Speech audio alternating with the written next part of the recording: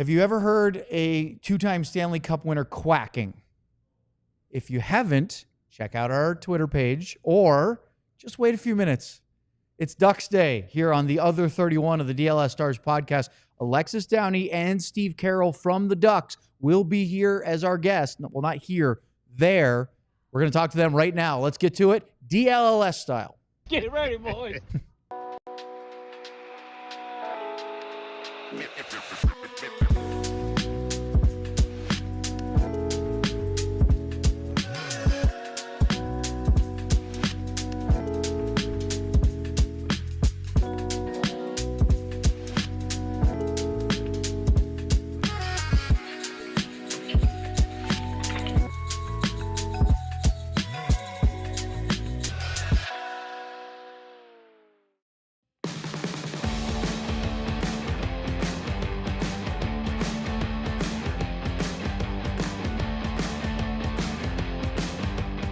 6.5 million a year, and clearly with the fact that they already got rid of Gibson and they re-upped Dusto.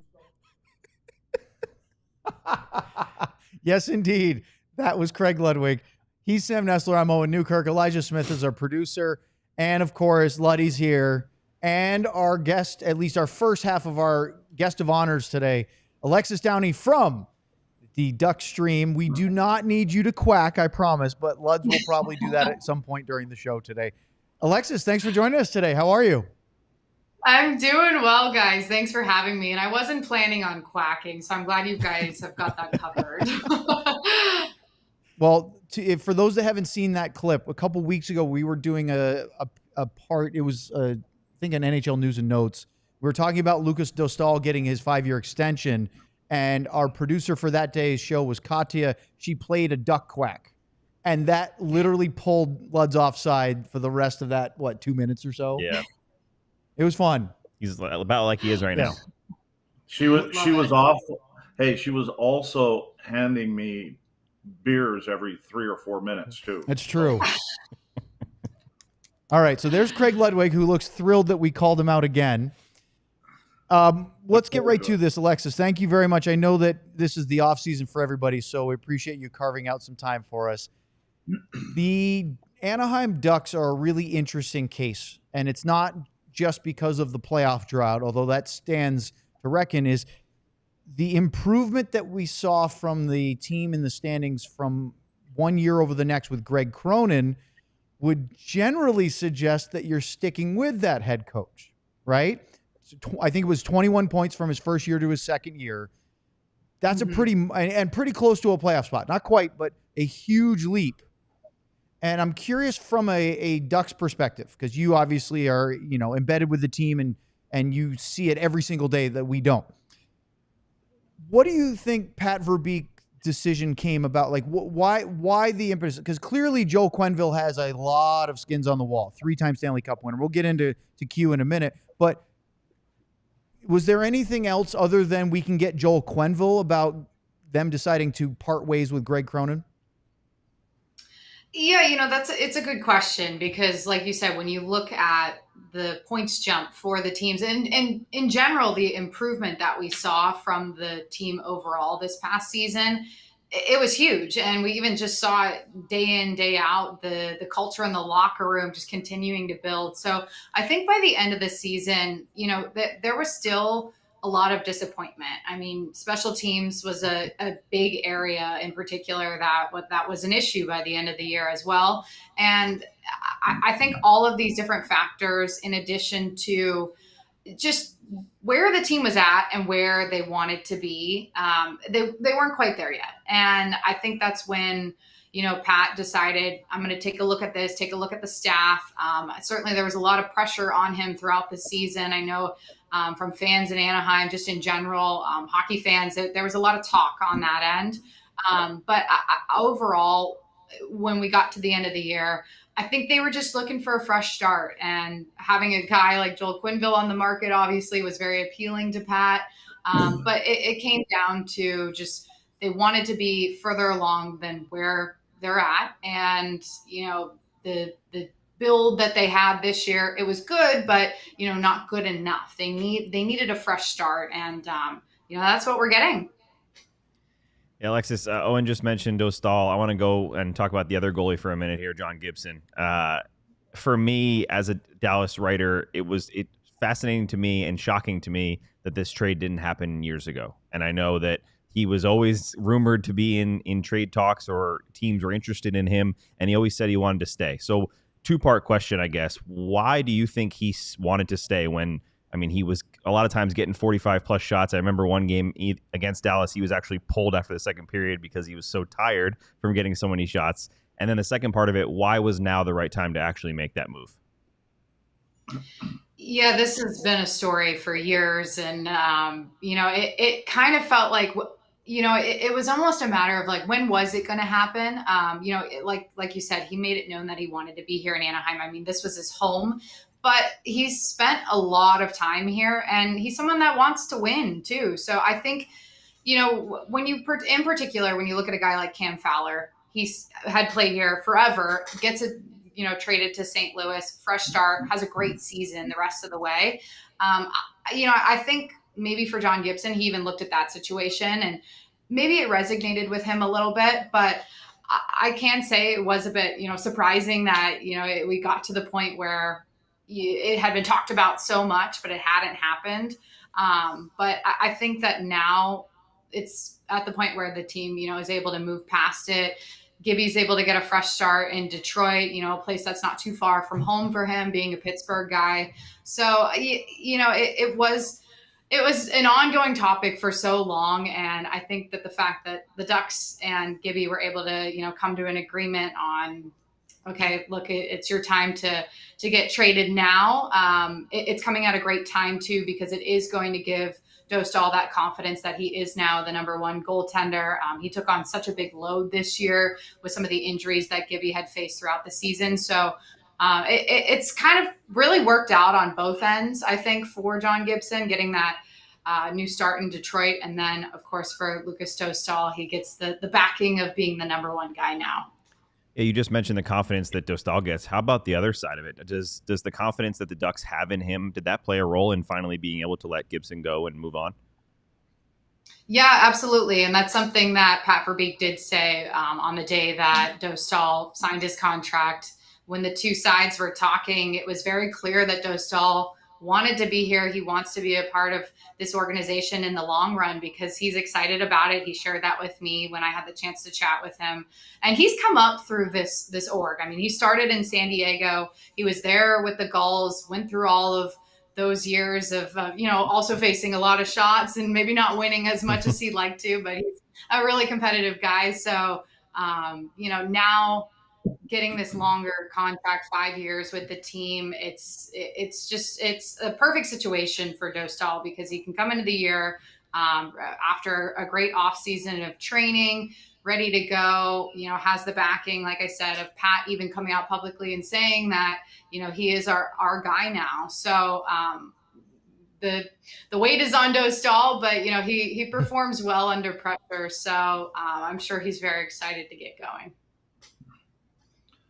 Alexis, since these guys get two-parters, I'm going to take a two-parter too. You can do a 4-part one, Luds. That's okay.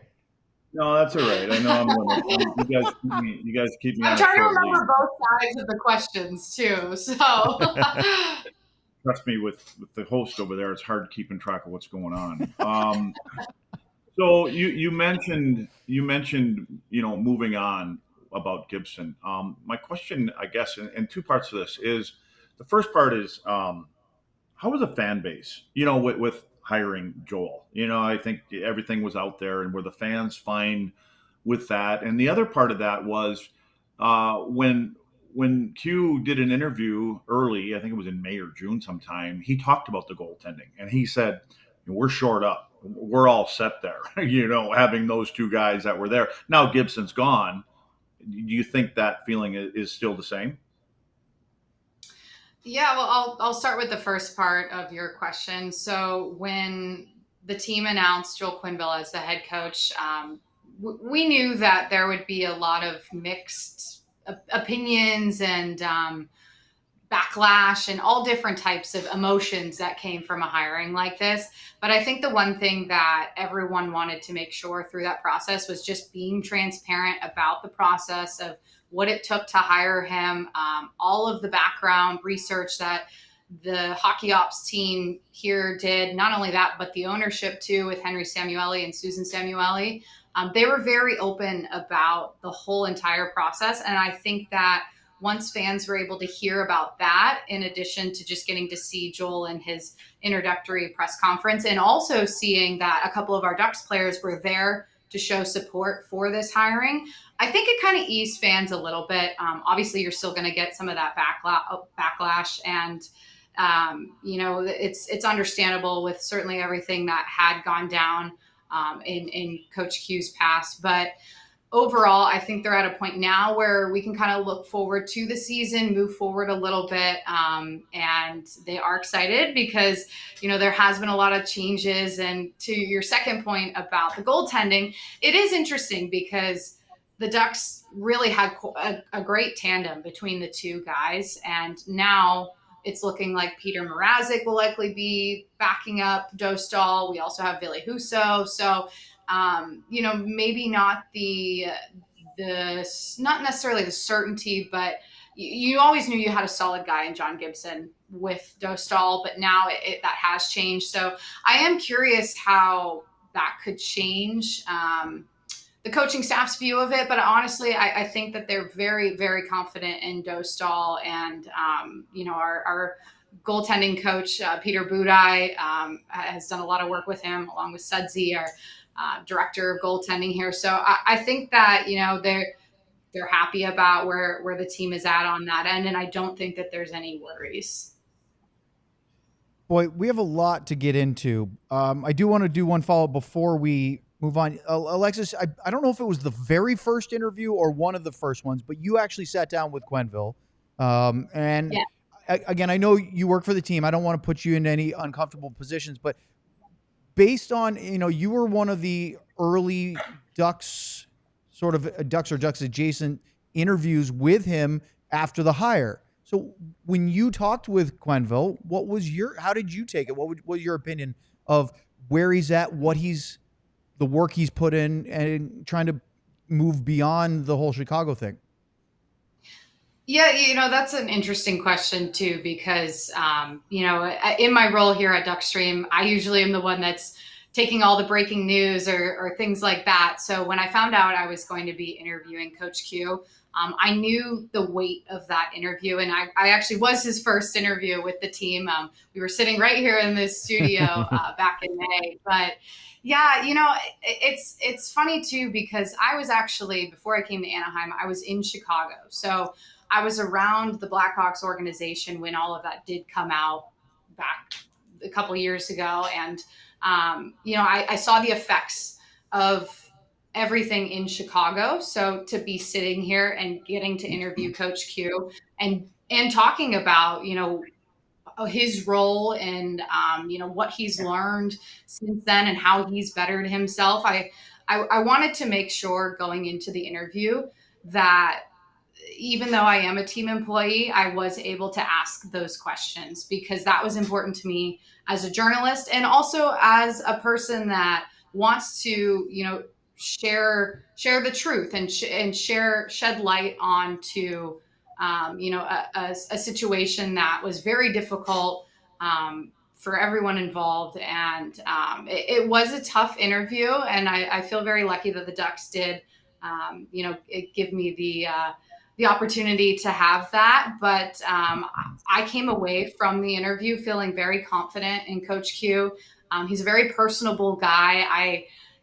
We chatted about Chicago afterwards, and he has a nice presence around him that I think the players are really going to respect. Obviously, being the second winningest coach of all time comes with that too. But in addition to that, he just has a nice aura around him that I was surprised by. And I really, I can see where, he is so liked.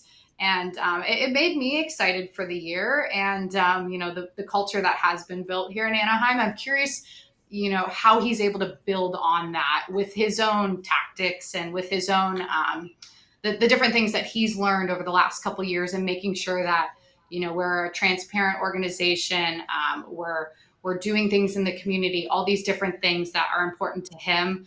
I'm looking forward to seeing how they're implemented.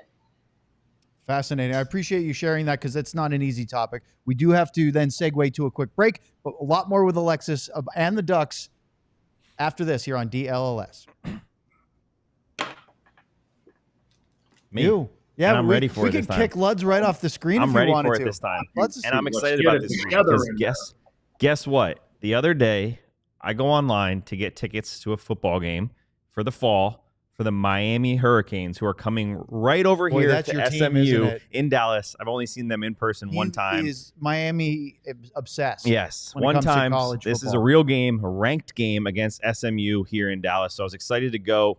Went on to get tickets, and guess where I ended up going? Game time. And it was awesome. Super easy. Got to click the sections. Not only do they give you a view of your seat, they give you a kind of a pan of it, so you can see what's to your left, aka is the student section right next to me is SMU that I don't want to sit next to. Super easy. Because you're a visiting supporter fan of this game. Oh yeah, I'll have the orange all bright. But then at the end, after I was about to purchase, I type in DLS and I get $20 off. Amazing. So take the guesswork out of buying tickets with Game Time. Download the Game Time app. Create an account and use the code DLS for that $20 off your first purchase. Terms apply. Again, create an account and redeem the code DLLS for $20 off. Download the Game Time app today. Last minute tickets, lowest price guaranteed. Man. Let's go Canes. So think about that. Game Time, Hot Sam Cam.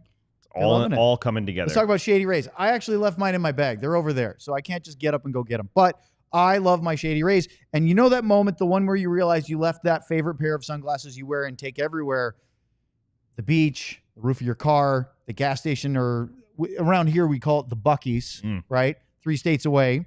Well, Shady Rays changed the game, because if you lose or break your very good-looking, polarized, durable, and not stupidly expensive sunglasses, guess what? Shady Rays will send you a brand new pair, no guilt trip, just replacements. So you can actually wear them, whether you go on a hike or at a concert or Luds on the boat or cutting down trees in Wisconsin. They will make sure they have your back. Go to shadyrays.com. Use the code DLLS35 for 35% off polarized sunglasses. All right, let's bring Alexis back in. We have a lot of stuff. We won't get to everything because this always goes faster than we think. And just to carry over, Alexis, I'm talking about Joel Quenneville.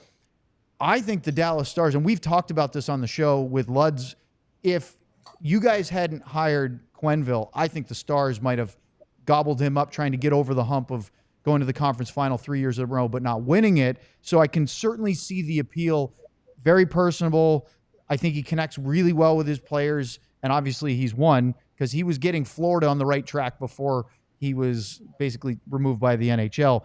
But when you look at the GM side of it, this will be the 4th season, full season for Pat Verbeek. He was hired, February 3rd, 2022. Where do you think the rebuild, because you said this right at the beginning, that they weren't real happy with the end of the season, even with a 21-point increase. Where is the rebuild right now in your mind for Pat Verbeek and the Ducks? I honestly think we're at the point where they're out of the rebuild. They need to start winning now. That's the expectation into this season. Coach Q even said they want to be a playoff team. That is the expectation. So when you look at some of the moves from this offseason, moving on from a guy like Trevor, moving on from John Gibson, but getting, a guy like Chris Kreider, you get a guy like Granlund as well, which I know you guys know a bit about. So I think that Pat has made some moves this offseason that shows, he's trying to address the issue of scoring on this team, trying to add some more, bolster that forwards group. And then also the new assistant coaches that he's brought in are proven to be really good on the penalty special teams, penalty kill, power play. Those are 2 areas that I mentioned earlier that need to be improved. So I think that all the moves this summer have been very strategic, and knowing that this team needs to start winning more. They want to push for the playoffs this season. Even in Coach Q's introductory press conference afterwards, we got to talk with Henry Samueli, the owner of the Ducks, and he said that the pressure is on Pat now. It's on Coach Q to win because he wants to see that change this year. That's why the Ducks are making these moves. And also, certainly they have a lot of cap space to work with. So that all has played a factor into this off season. And there are higher expectations this year. And I think the team is going to be feeling that. Alexis, I want to ask you about a specific player, Jackson Lacombe. I have a special place in my heart for college hockey players, especially those Golden Gophers. So I'll never forget him losing to Quinnipiac in that heartbreaking overtime game in 2023. So my question for you is just about his progression. I mean, looking at the way he went about it last year, his huge jump in numbers, playing a lot of top pair minutes. Where is he at in his development, and what do you expect from him this season? Yeah, he's someone that it's so exciting to see where he started and to where he's at, to your point. But, going into last year, when I actually talked with him, he was one of the players that had put on all of this muscle mass, had put in so much work in the off season. He even got into jiu-jitsu and all these different mixed martial arts to strengthen not only his body, but the mental side for him too, because he is a quieter guy. I mean, he's a Minnesota guy, super nice and just easy to work with all the time. But he needed to, bolster his on-ice presence a little bit more. And throughout the season, the beginning of the season, maybe a little bit slower for him. He didn't play in some games. And then you go flash forward to December. He comes in, and just from then on, he is the guy. He was the Ducks' best defenseman the rest of the season. His goals output from last year was really impressive. So he's someone that is highly, highly valued on this team. He played alongside Radko Gudas most of the games last season. So I think that coming into this year, I'm expecting to see even more from him. Love that he's able to contribute offensively as well. So I think that his progression in a way hasn't necessarily surprised me, because I knew that he was, that one of the higher the organization knew that he, there was a lot from him to expect. And the way he handled last offseason and came in ready to go, I think said a lot about how serious, he takes his game. And I'm excited to see, coming in off a world championship with Team USA during this offseason, how he's able to continue to progress this year. Alexis, you mentioned Granlund a second ago. Where do you see him fitting in here? I look. They got some young players. Obviously, they're going to look for some offense from there, and you got Killorn there, Kreider, as you mentioned earlier. I mean, is it crazy to think that he may be a $7 million player on the third line? I don't think it is, because the one thing that Pat said when he was brought in was he really likes his versatility. They can use him in a lot of different situations. And, the fact that he chose to come to Anaheim, actually, I don't know if you guys heard this, but Teemu Selanne gave him a call, and that was part of, why he chose Anaheim. So definitely had some appeal there. But yeah, so I don't think it's crazy to think about him on the third line, because when you do look at the Ducks depth chart at this point in their forwards group, I could see him slotting in on that end. But, they were able to pay him, obviously, with all that cap space. So I'm looking forward to seeing how he kind of fits in that group. When we did chat with him, it seemed like he was excited about some of the things that the Ducks were able to share with him through the process. So, it'll be interesting, having a guy like him potentially on that third line, maybe the second line. The training camp this year, I think, will be very telling. So you're basically saying he bailed on all the Finns in Dallas, all four of them, to take the advice of a Hall of Famer. Let's cut into the locker room, okay? And about 5 million more. Yep. He said Teemu owes him a steak dinner at his restaurant here in Orange County. So there we go. Boy, there's so many intriguing questions to ask, and we're not going to have enough time. I guess we'll have to save some of it for Steve in our next segment. But I guess since you've been around the team for a while, what do you think about the departure of Cam Fowler? Was that tough for both player and team to have him go to St. Louis last year? I know it was clearly he's getting older. Let's give him a chance to go compete for something. But it's kind of ironic in the sense that you just said the expectation is gone to we should probably make the playoffs this year.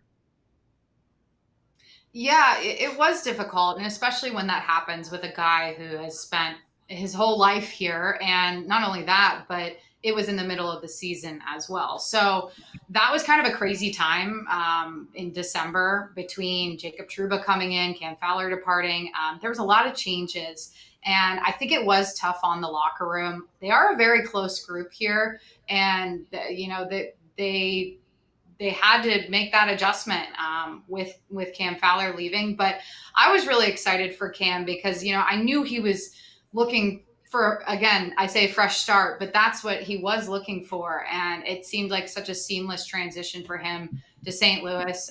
So, yeah, it was a tough departure, I think, and also for our fans because, you know, they've literally watched Cam Fowler grow up here. But it made sense. The Ducks have such a deep pool of young, talented defensemen.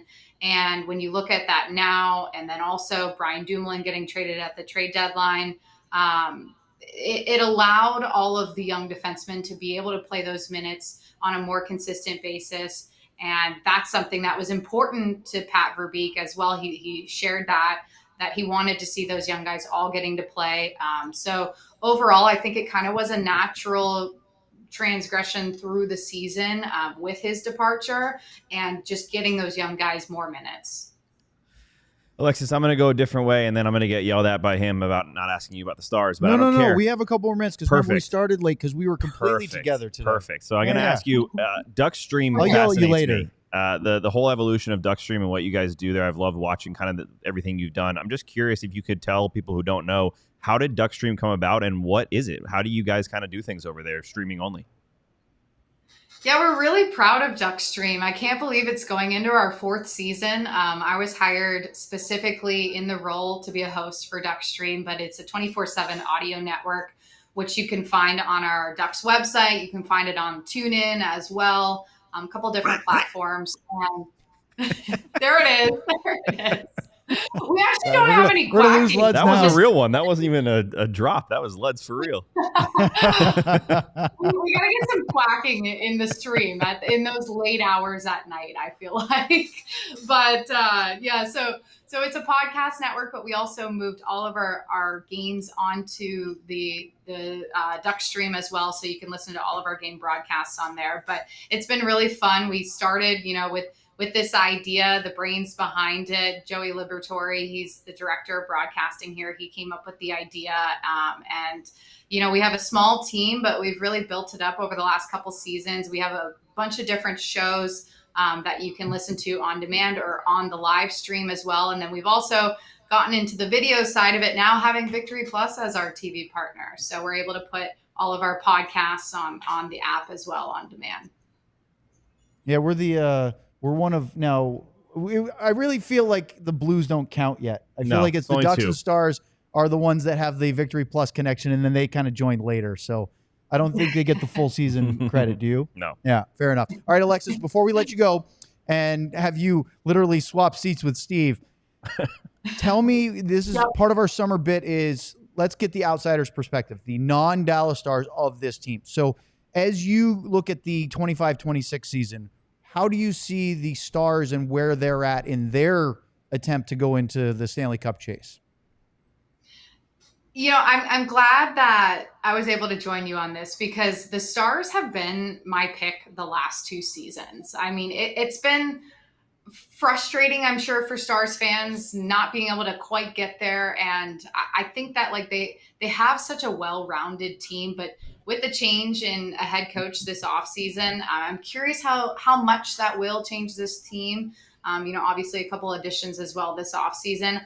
You know, I still think that they're still going to be making a push, you know, with what we've seen. I mean, they haven't changed too much. So I just you guys have a lot of depth, and you're always a hard team to play against. So obviously injuries playing a factor last season, but if you get everyone healthy, I still think the Stars are going to be one of the best teams. I mean, this season.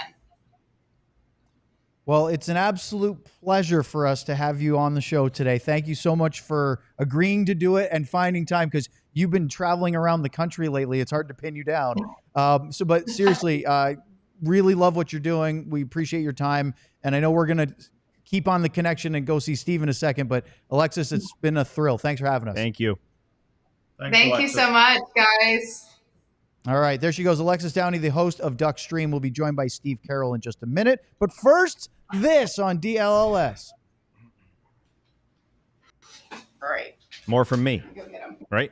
Oh, yeah. Oh, perfect. I It's just your double turn. check now because sometimes Lutz, he has no confidence. Lutz just starts reading about Rugged Road out of nowhere. So let's talk about DLLS Cowboys for a second here. I hear from DLLS Stars host Owen Newkirk that the DLLS Cowboys crew is now out in Oxnard. That's how you pronounce it, right? At Dallas Cowboys training camp. Didn't you live in Southern California Not before? in LA. Don't Okay, not even yes. close. Not They about are that. they are there now. They'll be actually broadcasting in about an They'll hour have and a a half. show today live from Dallas Cowboys training camp. Last night, they went to the premiere of the Jerry Jones film in suits. I wish we should have gotten a picture of the boys in suits last They night. were all over social John media. Anderson, go check that out. But they're out there covering Cowboys training camp. No one's doing it better, so make sure you check that out. And then, if you haven't already heard it from us, you're going to hear it one more time. The Cowboys crew is headed to Las Vegas November 17th. Look at that, right off the top of my head. November 17th, the Cowboys crew is headed to Las Vegas for the ultimate Monday Night Football showdown against the Raiders. With True Fan Travel for the ultimate fan experience, they're taking over the Strip. You need to be there. Join us as the Cowboys crew takes on Monday Night Football. The all-inclusive trip includes a 3-night stay at a luxury Vegas resort, game tickets, VIP parties, exclusive events with the DLS crew and fellow diehard fans, and much, much more. And it's November 17th, so it shouldn't be too hot there. Maybe 90s. I'm glad. I know you were trying Maybe to find the 90s. right word, but it almost sounded like you said a Lud's word. I don't think you did, A but it was curse. close. Yeah, Oh. pretty close. Am I allowed to curse? No. Definitely I was not. going to do it. This is how Dallas does Vegas, so book now at truefantravel.com for the ultimate experience. Luds, are you going to be there? He's not going to be there, and he's muted. Alldls.com, truefantravel, do it up. All right. Well done, Sam. It's time for us to welcome in the other half of today's guest list, and he is the play-by-play voice of the Anaheim Ducks on their Duck stream, and a guy who I think might make Luds look like a computer whiz. Please welcome in Steve Carroll from the Ducks. Steve, how you doing? I'm doing fine. You don't have to worry. I'm not one of the experts on a computer, so you don't have to worry about anything regarding that. And I'll tell you one other thing that just happened. I was outside drinking some hot tea, made a wrong quick left turn, and I'm soaked from midsection down to feet. So just bear with me while I try to get through all this. Hey, Steve. Yeah. So that sounds like, and I don't know if you've heard about a product named Depends.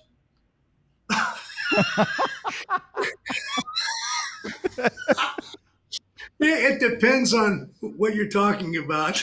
I don't know. You said you had a cup of coffee and you're wet from the waist down. I mean, it's pretty easy to piece together. Yeah. The trouble is I don't know how to swim. So if I go down any further, I might be out of the picture at all. Luds, since you've gotten the mood off to the right start, why don't you lead it off with Steve today? I remember sitting with Steve up in the seats. I think we were watching morning practice years ago. Steve, we talked about Q. Obviously, we talked about the coaches. It's funny. Alexis says Pat. I'm thinking that little rat had. I didn't even know that little rat had a first name, Beaker. I thought it was just Rat. Hey, did you ever? Does Quenneville ever look and say that there's some similarities? From when he got to Chicago. And now with some of these young superstar kids that he has, potential superstar kids here in Anaheim? Yeah, I think he's talked about that a couple of times with our local media. Unfortunately, I was out of town for about a 3 or 4 week, and that, of course, is when it happened. But I think that's a great relationship, first of all, between Pat and who you're talking about, Joel Quenneville, who we are just enamored with here. It's amazing the press coverage that we've had about him. And the other aspect is being in this business for a long time, whether it be baseball, hockey, football, I think there's an admiration for certain people that have been doing what they're doing for long periods of time. And I can just tell you this, and then I'm going to add something at the end of this before you take over and see if it's okay to do it. But I have so much respect for Joe Quenneville and that entire coaching staff because I've been in the minor leagues a long, long time, 33 seasons before this job came up. And I've had a chance to visit. Might be short at times with visiting teams, but I think it's a great relationship. I think they get along well. They're both on the same page with things, and I think they're going to help one another here as we get closer to the start of the season. I'll tell you something. I've been here with this team for a long, long time now, and I am totally excited about this. I think we're going to see some great hockey. We've got some really fine veteran coaches, young coaches here, and as you might have heard with Alexis talking, quite a few good young players, talent in this organization. And I really think, I'm not one that goes on record, but I think as this season rolls along, these young kids develop under the tutelage of this particular coaching staff, I think we might have a chance to get back to the playoffs. And wouldn't that be nice? Not only financially for us, but also for the city, the fans here, because it's been a long drought. And I think we need something like that. So, and then if I can get my head fixtured here on the camera, that might help you guys too. I've only been doing this for about 55 years, but I have some bad days, and I'm going to try to get straight. You're playing through an injury that happened a few minutes ago, so you got to survive the hot tea. Steve, you talked about getting back to the playoffs. It's been 7 years without a playoff appearance for the Ducks, and of course, the one prior to that, you got swept by the Sharks. And I'm probably thinking I think you were the number 2 seed in the division that year. You didn't think that it was going to be 4 and out. You had 5 straight division titles. You called a Stanley Cup championship. I mean, the last 7 years have to feel like a real departure from the Ducks organization that you've known for such a long time. Oh, yeah. Yeah, it's gone through different stations of life, so to speak, coaching-wise. You know, general manager, looks like we're settled now with Pat, and I thank heavens for that because I have all the admiration and respect for him, not only as a GM from the times we do get to spend with him, which is pretty nice for a broadcast crew like us, radio and TV, but he knows the game. He's friendly. You ask him a question, got to be an educated question. He's there to answer. And I think the feeling that I have being here all these years, now working with him, I think we got the right guy. I think we got the right group of people here in the scouting department, down in the minor leagues in San Diego. And I really think this is about to take off. I'm so impressed with some of these young kids here. And I guess it's like any other sport or just life in general. It goes in different periods, huh? You go through 5-6 years maybe when you're trying to readjust your players, get younger players, for instance. And it takes a while then for them to get better, get experience on the ice. And that's one good thing that's been happening here, even though it's been a short time, couple of seasons now. But we have the people in place to get the job done. And if you don't mind, I had a discussion with somebody here. I tell you, I won't take a lot of time, but there's 2 things that have really been problems for this team. Scoring goals, as you know, and then power play. You take some of that and make it a positive, hey, we're in a battle maybe for a playoff spot. And we certainly missed that. But I want to read you just a couple of things here. Did some research. You're familiar with our coaching staff now, aren't you? The people that have just been hired, or are you? I think for the most part, yeah. Go for it. Yeah, Steve. we got Ryan. Yeah, Ryan McGill's here. Jay Woodcroft. Yep. Brewer is here. And then we've got a couple of young guys. I just want to read you this because I think it puts everything in perspective about where we're going as a team and as an organization. And thank heavens we have people like the ones that are in charge right now. And heaven forbid, who thought that we get a guy like Joel Quenneville here? I mean, yeah, I have a lot of respect for him. A lot of people do. But let me just read you this real quick. I won't go through the whole coaching staff, but Tim Army, of course, is back again. Peter Budaj is here with the goaltenders. They hired a couple of new guys. Dave Manson, you're familiar with him. I wouldn't want to mess with him. And Michael Babcock, assistant coaches, of course, for the new San Diego team that's been with us now for a few years. But just want to mention this, and it'll take me just a couple of minutes. Jay Woodcroft, of course, a lot of people know about him. 20 years of coaching experience, 5 Western Conference final appearances. Then we're talking power play. And again, that's been a sore spot. Woodcroft and the Oilers, when he was there, NHL record with a top power play in NHL history, 32.4%.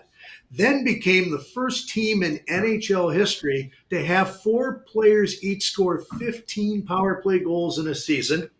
Just a couple of more. Woodcroft has led his team's respective power plays to top 5 finishes among NHL club in 7 seasons. Then you bring in Ryan McGill, who's another comer, and he most recently served as an assistant coach with Utica, the American League, where, quite interesting enough, he oversaw the power play and the development of the young forwards. And then Dave Manson has some experience, and the list goes on and on. But what I'm trying to say is that's the problem. I mean, wherever I read something, it's scoring goals, and you've got to have a decent power play. And how many games that has cost this team. And it's disappointing, too, because a lot of better things would have happened win-loss-wise, perhaps an extra playoff spot. So that tells me they've gone out and they're trying to correct this problem with hiring these great guys that are coaches and have been successful in the past. Steve, I have an interesting question off that on the other side of the ice, which is the stopping goals. We talked about John Gibson a little bit with Alexis, but the confidence they've shown in Lucas Dostal is very interesting to me because of the fact that the Ducks have been in this drought and have been a team that allows a good amount of goals. How have you seen this coaching staff organization evaluate Dostal and have the confidence to not only trade Gibson but have a subsequent extension for Dostal when they've been a team that's not necessarily been at the best of their game over the last few years? Yeah, you know what? Only goaltender in the NHL to rank in the top 5 in saves from each major shot location last season. I'll tell you something. This kid has been impressive since day one, and it's amazing they got him here. And he's a unique individual. He's very quiet. He's very well prepared for every game, and he's very friendly, too, to the media and us. Anything you need, he'll come up to you and maybe. What's that? So it sounds like you're talking about me. You're describing me. Well, you know what? There's a lot of attributes there. You have some similarities as far as I know, and we're just so happy to have him. He's a quick learner, and I don't know how to even put this, but he's a unique kid that works extremely hard, and he's very quiet. He just goes about his business. He's there. If there's a loss, guys, he comes out and says, hey, here's what happened. He lets you know about some of the things that need to be corrected, not only with his goaltending maybe on a given night. There hadn't been too many bad nights with this kid here, but maybe the team didn't play very well.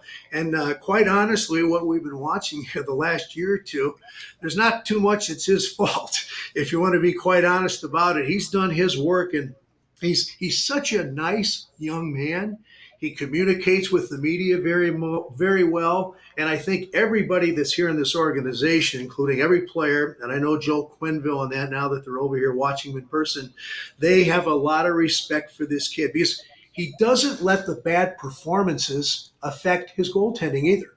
He's there. He's ready. You'd never know he had a bad outing the next day if he's playing back-to-back games. So, and he's friendly. He'll come up and say, hi, Steve. Hi, Brian Hayward. How are you? Do you need anything?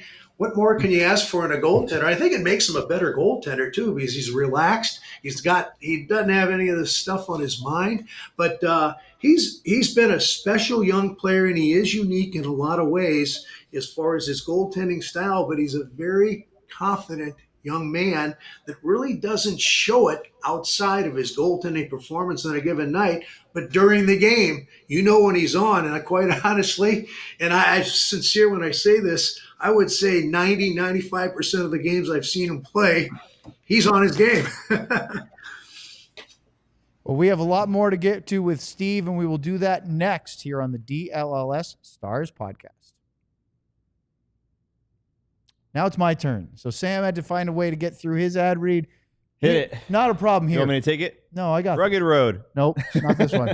This is DLLS Diehard Sale. Still very much underway because training camp for the NFL is still very much underway. If you have not yet signed up to be a diehard, now's your chance for a $36 introductory offer. It's more than 50% off the annual price, and you will get that for the entire season. Hi, Sam. You will get the entire hockey season, entire NBA season with the Mavericks, all of football with the Cowboys, and pretty much the most exciting part of the baseball season. We're talking about now into September, and for the Rangers, hopefully October baseball. So sign up, use the QR code. No, don't put your hand on the ears. Point to the QR code. It's down there, Sam, right there. There you go. There's the hot Sam cam. Either way it is, scan that QR code. That'll take you to our website, alldls.com, and you can get your introductory offer. Why would you do such a thing? Well, there's so many great things about being a diehard. One of the many ones is you can get a free t-shirt of your choice when you sign up for your annual subscription. This is the new Dallas collection, as we've been talking about. The mascot one is sort of a combination of all the Dallas mascots. That's a little weird, but why not? Or you could just go with the Robin Ventura getting the business from Nolan Ryan, maybe Big Tex and the Corn Dogs. Any one of those you can pick, plus any of the other ones. This is actually one of the old sale ones because this is a Luka shirt, and obviously Luka plays in LA now, but we've finished Mafia. Sam's wearing the captain shirt. There's the Wyatt Johnson 16-bet Miko finisher, the Moose. That's the one that Sam's wearing, the captain, Jamie Benn. Of course, this isn't just shirt. Jamie, not shirt today. DLLS it's shirt. Actual DLLS shirt. So thank you for doing that. There's the Otter shirt. I really like that I'd wear one. that if I had it. How do you not have that? You got to talk to the boss. Alldls.com. Sign up today. So many great perks beyond just getting a free t-shirt. All right, let's bring Steve back in. Steve, I really appreciate you carving out some time today. I hope you didn't lose that battle with the teacup too badly. But let's talk about Jacob Trouba, because he was a player that Luds and I, and to some degree, Sam, I don't know if you were on that Trouba train as much as we were, saying he would have been a great fit for the Dallas Stars. How was he fitting in for half a season plus now with the Ducks? I think great. I had a chance to talk to him on a few occasions. You'd ever known that he was upset about a move or, coming anywhere else in the New York Rangers or other places where he's played.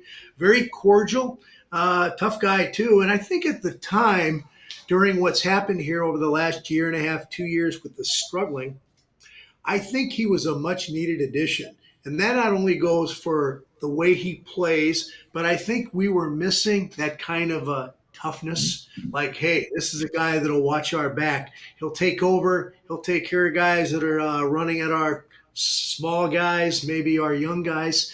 And I think he fit in quite well. Now, whether or not he was aware the trade was coming, I'm not sure on that. But he's been very cordial with us. And I think at that time, and maybe even now, I think the idea that this game is a tough game to play and you need some enforcers and policemen, and I still think he can handle himself in those duties, I think it was a good move. And he's really good with the young kids, too.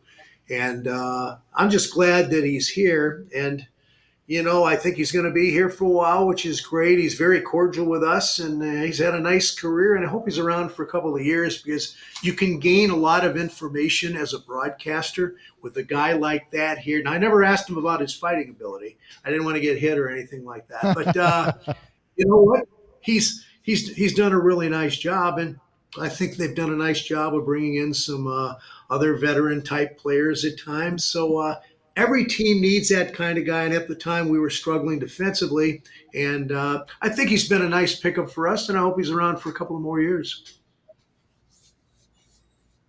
Well, Steve, when you were going through your numbers and things like that, talking about the team and the coaches and all that stuff, it got me thinking about numbers and all that other kind of stuff. So if I mentioned to you 1,424 games, 522 goals, 1,060, 1,070 points, over 2,900 penalty minutes in a career, and a Stanley Cup. Why would that guy not be in the Hall of Fame? It's a good question. I think the numbers are there. Do you know who I'm talking about? No, not right now off the top of my head real quick. Your general manager. Oh, for sure. For sure. Pat Verbeek belongs there. I can tell you that. I grew up in St. Louis as a Blues fan. I was a season ticket holder before I got into broadcasting, and I was at every game, and I always watched the goaltender. I watched the defenseman, and I grew up with the Plagers, Bob and Barclay Plager, Noel Picard, that group. And you got to have the art of fighting. And I'm just kind of amazed, too. I think it'll happen. If I have to go in there and vote 1,000 times on a machine, I'll do it for him. But, he's done a terrific job here. And we don't have that many times when we get to speak with him, but he's always been very open, very honest with us. And I like the way he played. I grew up in St. Louis as a Blues fan, and I like the guys that hustle, worked hard. They were tough to play against. Maybe they didn't fight all the time, but he produced scoring, goals, things like that. And he's a very smart, intelligent guy in the couple of years that he's been here with us now. And, you know, we've learned a lot when we're in these media scrums with him here. And I agree with you 100%. I think he's a guy that belongs in the Hall of Fame. And you know what? I think it'll happen, but it'll be happening when they decide to get real and get smart and then put him in there. Steve, I want to talk about. Follow this up. I'm going to jump in because these guys are going to not let me talk anymore. So I do believe that they're back in the day with general managers and coaches. You took on the personality of your general manager a lot of times, or of your coach, and you talked about some players. When you talk about Trouba, Gudas, Kreider, Killorn, to me, Pat Verbeek is making a statement that we're not going to be a soft team. We're not going to be this team that dances around and only offense. That when you come into town, we're going to be a team that's hard to play against. And if you beat us, you're going to pay the price to beat us, which was kind of the way that we went about our business. And I just think that he's adding that element at the right time because of where he sees some of these young players. I agree with you 300% there. There's been nights where you're just scratching your head like, I wish we had this guy here. I grew up in the era of Bob and Barclay Plager, Noel Picard in St. Louis, season ticket holder. I knew that when something happened to one of our key players, smaller players, that, hey, this other team's going to have to answer for that. And I still think it's an important part of the game to have that, that ability for keeping the other team honest, maybe make a mistake, so to speak. There's a lot to go into it, but yeah, I think it's been missing, and I think the Gudas acquisition was fine. He's the captain of the hockey club, and I agree with you there too. Everything you said so far sounds just like how I think. So that's we might have to get together when we come down to Dallas in a little bit because I got some other things at home right now. But anyway, I'm glad that he did that, and you can sense the way the team plays. And one area that comes to mind is taking chances. Should I do this? Should I get involved with this guy to maybe change the momentum? Well, you've got these guys that are known for using their fisticuffs, tough guys to play against. And maybe the coach goes, hey, go tell these guys maybe now is not the time. But if you want to handle it when you want, just don't get us a 6-minute man disadvantage. Just go in there and do what you have to do. So I think it's a very important part of the game. I don't know how many games I've done here with the Ducks and the Kings, the rivalry type things that really get out of hand some nights, early on a Saturday night up in LA, and, certain teams you don't like, certain players you don't like. But this has been a smart way to cause havoc and keep those teams from taking advantage of you. And you're going to make it up. Might not be that night, but it might be some night down the line where you get a chance to maybe take a shot when, of course, the referee's not looking. But, after that, fine. Because I believe that those things change hockey games. And I'll believe it till the day I'm not here. And I think it's a big momentum changer in a game. And it was very fortunate we were able to get a couple of guys like that. And hey, you know what? Who knows? Maybe down the line we get another one too, in case those guys are sitting out 10 minutes for misconducts or 5-minute majors for major. And, maybe not the time left in the game that you need that to happen. So I agree with you there. And I've always liked the tough guys. I'll tell you that. We've had our share here at Anaheim over the years. So it's part of the game. And I think a lot of fans come just to see that, don't they? Hey, when one of those guys get kicked out, all they have to do is just Charlie. You got Charlie on the bench now, too. Oh, that's Manson, by the way. You guys probably don't know his nickname, so I'll just fill you in. Yeah. I do know another Manson, though, Josh Manson. I thought he was pretty good here, and he took care of business like that when he had to. And, his dad is going to be a coach here, so, that's good. Maybe I'll learn a little bit about using the fisticuffs in case I'm down a dark alley. Somebody comes after me. That would be nice. Hey, Steve, I asked Alexis about the departure of Cam Fowler last year, which I'm sure wasn't easy for everybody. What was it like the end of the Trevor Zegras era for you? And of course, calling games with Trevor over the last number of years. Boy, should I be honest with this? Might as well. Here's the thing. I think with him, he's always had the ability, the skill, and things like that. I don't know if we ever saw that here. I don't know if it was coaching related, GM related, position related. I'm not sure, but I thought he should be better than what he was. There were a couple of segments early the time he was here. He was good, and you're thinking, my, oh my, we need goal scoring. We need power play goals, and he's the guy that maybe can get us 20, 30, 40 goals. That's what we were being told. Just didn't work out, and it's going to be really interesting to me how it does up in Philadelphia. I worked in Philadelphia for 2 years. They had some tough guys during that time, and I'm just wondering when the going gets rough, what's going to happen there. Certainly going to need the big tough guys to protect him. He's a smaller guy, but I think for him and for us both, and this is nothing personal, but I think it was a solid move for both organizations, and I think he'll do well up there because he's got the tough guys around. There's some guys who can handle themselves. I'm sure a guy like Rick Tocchet will make sure of that. But, it's disappointing in some ways because we had heard a lot about him, and he at times showed skill and the opportunity to maybe be a great winger. Maybe he should have played center all the time. I don't know that, but the guys enjoyed him. And it's just disappointing it didn't work out. But I got a hunch that it might up there, maybe not as much pressure, although when I was in Philly, there was pressure to win every shift, every fight, everything. And I felt bad for the guys because you're trying to do your best and they want more. So anyway, that's my thought on it. I wish him well because this kid's got all kind of skill and ability. And it'll be kind of neat to see him play against us and how that one works out. Steve, July 1st, 2019, the Dallas Stars signed this guy. I'm not sure if you've heard of him, named Corey Perry.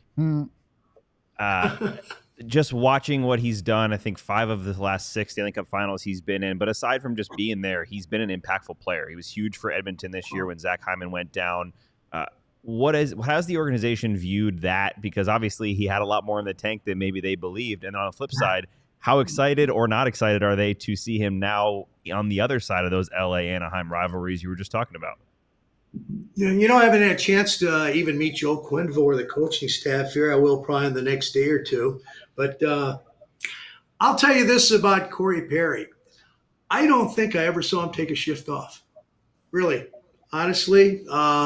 Maybe there were a couple of occasions when he should have held the gloves up in the air instead of punching somebody in the corner to try and get an advantage. But you know what I mean? He's a team player. He's a hard worker. I don't know how many bumps and bruises that guy has, but he's earned everything that he has done. And it was a joy watching him and Ryan Getzlaf. They were very close friends. They played extremely well together.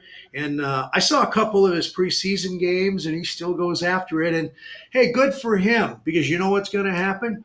The Ducks and the Kings always have a we don't like you sort of rivalry attitude. Hey, I wonder how Corey Perry is going to take to playing his farmer team and how those collisions are going to take. I guess if Ryan Getzlaf was here, they might have a slight little tap of the stick on the behind because they loved each other. They were tremendous together. One of the best pairs up front as a forward group that I can remember. And there haven't been too many shifts, even watching Corey now, where I've seen him take a shift off. And that bothers me more than anything as a fan. And some nights you're not going to be maybe 100% healthy or physically ready to participate in that. But he played hard.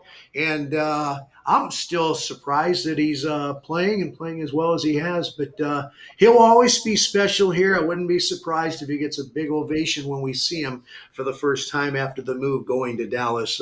He was a hard-working guy, and that's what I respect most about hockey players. I don't see too many take shifts off. All right, we have one more question for you, but I've got to get to the overtime card. So hang on, Steve, 1 second. Make sure to check out alldlls.com. And, of course, like and subscribe this video. All right, Steve, last question for you. We always ask, and we did this with Alexis already, for the non-Dallas Stars perspective of the Stars. So what do you see? You've been, of course, in this league a long time. You've been calling games against Dallas. As we get ready for this season, where are the Stars in your mind? Well, I'm not going to do this because it would be cheating, but I actually cut out an article that was up in the Canadian papers that had an article on what they thought of Dallas with Pete DeBoer, of course, involved down to Dallas. It was a pretty interesting story. I don't know if I still have it or not. I have to check when I get home. But,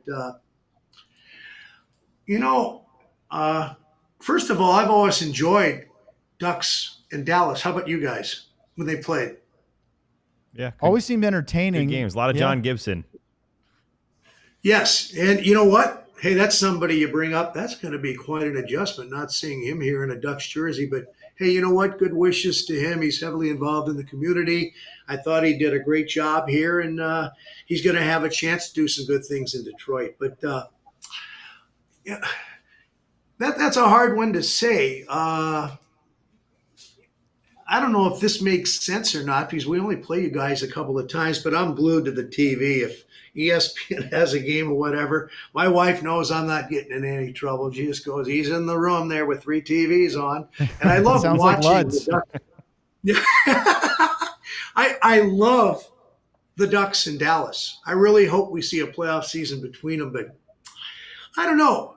Does this make sense that maybe it was time for a coaching change? I'm asking you that because it's not that I saw anything really noticeable. It's just I don't even know if this makes sense as far as I always thought they played hard as a team, but I thought for some nights maybe some people were off their game, or when you mix up lines, maybe they move people around instead of staying with them or giving somebody an opportunity. Nothing, real negative. It's just there were just some things I go, you know what, that's not the Dallas team that I used to see. And I don't know. What do you guys think about it? Because you're closer to it, but that's kind of my thought. Buds? I agree with you, Steve. I think that for a long time, I've talked about this numerous times. I just think that it's a team that is willing to outscore their mistakes. And, at some point that catches up to you. And they kind of play a game and they play in their own zone. They play a man-on-man system that didn't work for them well at times. They've got a great goaltender, and I think if you play the right way, you're going to see a even better Jake Ottinger. And right now I don't know if they have the same amount of bullets in their gun as they have in the last couple of years. So I think that's where Gully's going to come in and make some changes and make him a little bit more difficult to play against. Yeah. What? I have a lot of respect. Go ahead, Steve. I was just going to say, I have a lot of respect for Jim Neal. I like him. I've had a lot of conversations with him over the years, and I think what they've done now, they're bringing back a former coach there too. It'll be interesting to see how that works out again. But, maybe you learn something too as a coach going up to Edmonton, had some success there. So I don't know, to each his own. I feel really bad. I told you I spent, a long time in the minor leagues before I got a break. And you see a lot of things happen, and you just want to go out there and give your best. But there's a lot of things that are out of your control when it comes to certain things away from the game itself, because you got a coach trying to do his thing. And certainly there's going to be mistakes, good plays during it. But I don't know. I think you guys have a playoff team that could cause some havoc going first round, second round. I'd love to play you guys again, because I think you guys do a terrific job down there with the arena, the game presentation, and I like a lot of your players that are there. And I think a Ducks Star series would go 6 or 7 games and then flip a coin. I'd like to see the Stars play someone other than Colorado. Colorado or Winnipeg would be a nice change of pace. That would be great. Steve, we are out of time, but really can't thank you enough. We won't see you until early November. Looks like November 6th when the Ducks come to town. That's not too far away. Maybe it won't be as hot as it is today in Dallas, but really, sincerely, thank you for taking the time. I hope your pants recover from the attack of the hot tea, and we are thrilled to have you join us this afternoon. Thanks a lot, Steve. Yeah, you got Alexis over here kind of smiling. I go, well, it didn't make me smile when I started getting burned down there in the ankle area. But, hey, would you do me one favor? I knew Ralph Stranges was just named to the Stars Hall of Fame. Would you please give my best? And one other thing, and I'm sorry that I keep talking, but I enjoy talking with you guys. Brent Severin and I did games together for a number of years here. It was a bash. I'm just telling you. It was hilarious. And the one thing about it, I told my wife, she goes, aren't you ever afraid of maybe on the bus somebody says something, all these guys are big? I go, no, I have Brent Severin on the bus to take care of everything. But tell him I said hi too, because I certainly enjoyed working with him. And look forward to seeing you guys here shortly. Thanks for having me. Thank you, Thanks, Steve. There's Steve Carroll with the Ducks radio/audio/stream play-by-play. Always enjoy seeing Steve. And that will wrap things up today and for Luds for the week. Luds, we won't see you until next Monday. So you enjoy some very well-earned paid time off. Hey, we got a Luds and Sam only shows coming up soon, too. So Labor Day. everybody around check Labor in Day, for those babies. Those are going to be fun. Luds, have a great one. All right. Thanks, guys. Thank you to Alexis Downie. Thank you to Steve Carroll. Tomorrow, we'll be on at a special time, 1:30 Central Time. We're going to welcome in Nashville Predators TV analyst Chris Mason and beat writer from the Preds for the Hockey News, Emma Lingen. Both will be on tomorrow, 1:30 to 2:30, with Sam, myself, and Sean will be back on the show tomorrow. Also, of course, big thank you to our producer, Elijah Smith. I'm Owen Newkirk. He's Sam. For Luds, see you tomorrow. We all silly like the mayor.